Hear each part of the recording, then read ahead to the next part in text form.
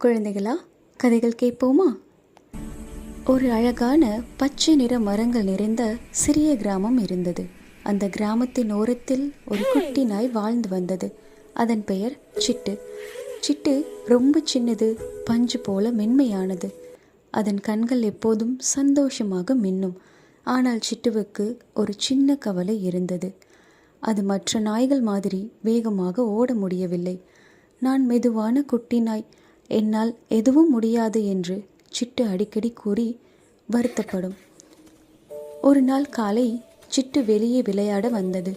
அங்கே பெரிய நாய் ராக்கி வேகமாக ஓடிக்கொண்டிருந்தது. சிட்டுவும் ஓட முயன்றது.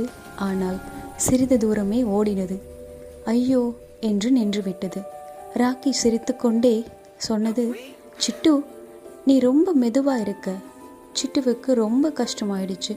அது அமைதியாக ஒரு மரத்தடியில் போய் உட்கார்ந்துருச்சு.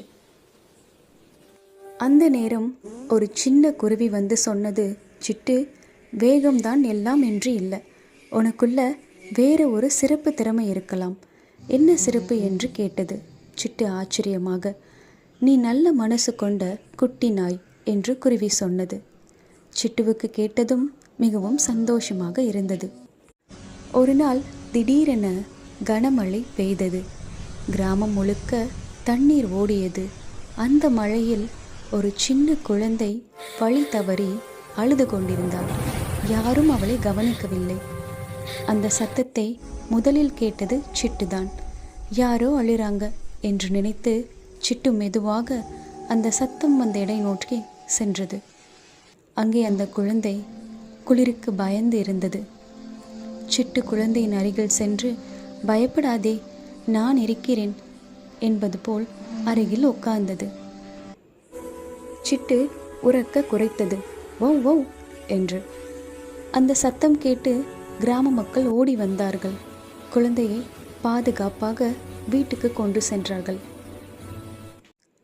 அந்த நாளுக்கு பிறகு சிட்டு ரொம்ப நல்ல குட்டி நாய், அதுதான் குழந்தையை காப்பாத்துச்சு என்று எல்லாரும் பேச ஆரம்பித்தார்கள்.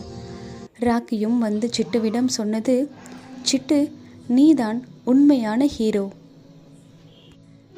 சிட்டுவின் கண்கள் சந்தோஷத்தால் மின்னின.